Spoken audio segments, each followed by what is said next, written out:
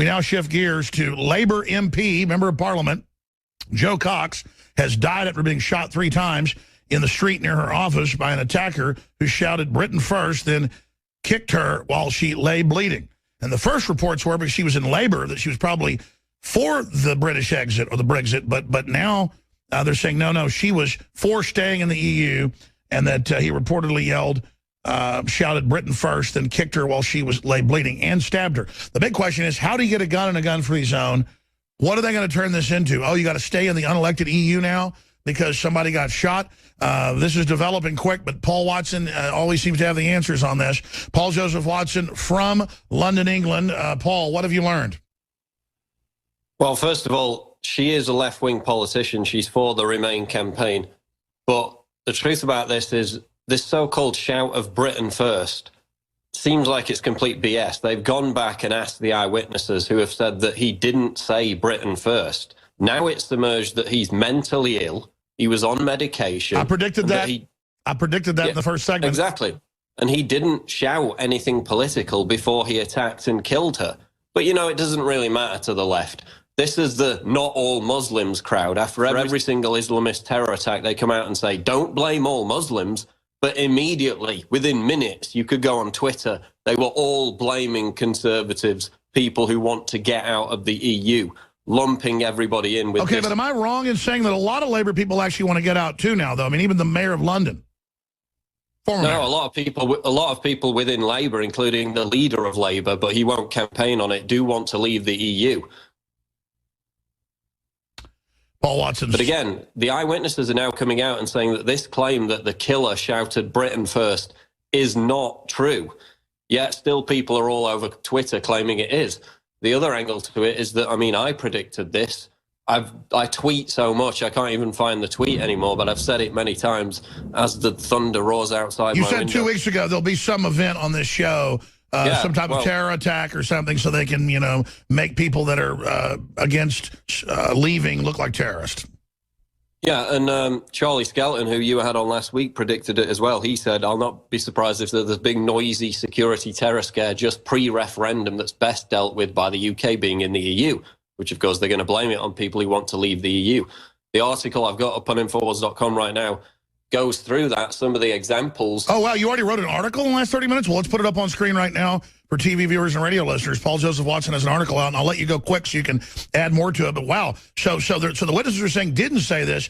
This stinks to high heaven because they usually have some mentally ill wind-up toy who is a leftist who they bring in to do it, to create the sympathy, and then basically add the political statements later. The political establishment will exploit the murder of Jo Cox to kill Brexit. Not all Muslims crowd will blame the vote leave conservatives for shooting MP. Good point, Paul. Yeah, I mean, here's a quote from somebody prominent on Twitter. These Brexit hardliners are getting out of control. My thoughts go out to Jo Cox's family and friends. There are others who are talking about this is the responsibility of people who want to limit immigration into the United Kingdom. Like, having a problem with 330,000 people coming in every single year means you sympathize with some mentally ill person who's just killed an MP. And so by the way, we know the numbers are higher than that, Paul, but I want to say this. Well, just like they've stolen the delegates from Bernie Sanders, when they really start canceling elections, when is the point you can physically resist? I mean, I'm not saying that she should have gotten killed. I think it's terrible. But I mean, the French were occupied by a foreign power. If you're occupied by an unelected EU that you didn't vote to enter, at what point are you not allowed to stand up and say no?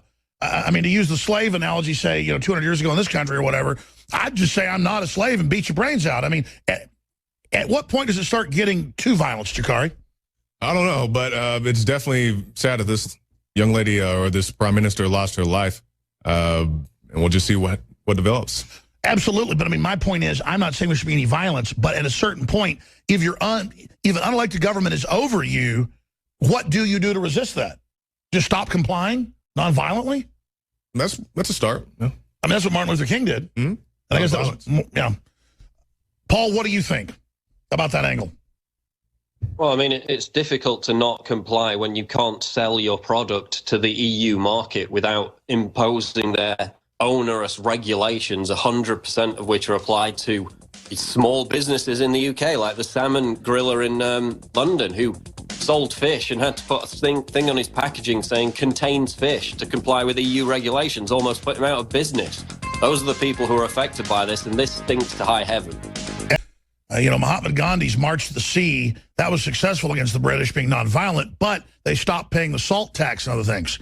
So there's got to be some non-compliance. And, Paul, where does this go if the British exiting the EU, the Brexit, fails? Or do you think that they'll cheat? I mean, what are the tea leaves saying?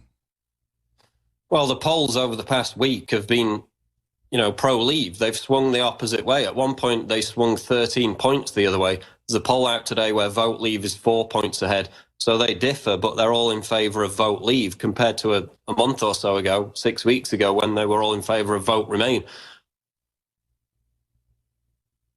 Actually go out and vote because they're psychologically averse to change. That's what the establishment relies on, people freaking out and not voting for change when it actually counts. Do you think Scotland really voted to stay in? Well, it was very close, and there were some shenanigans with that. But what's even more concerning is MPs, people,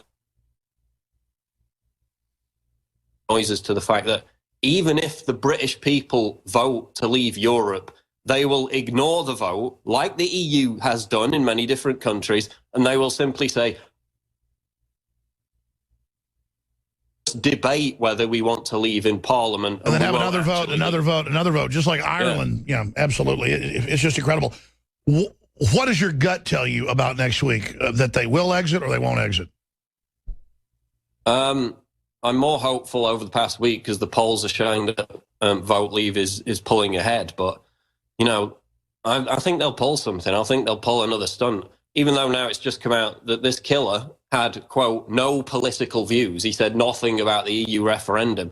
Doesn't matter to the left. They will still frame everybody in this same extremist camp. They will still just say it. Well, how do you get a gun when it's nearly impossible to get one there? Managed to get one, so those gun control laws didn't work because criminals don't obey laws. Surprise, surprise. That's right. But, you know, I'm more hopeful than I was a month ago about Brexit. Let's just put it that way. We've got the momentum. If we continue to carry that forward, it's going to be a vote leave. Absolutely, Paul. You're going to be hosting some coming up next week, so let's check your Skype. It's having some hiccups. Great job. Thank you.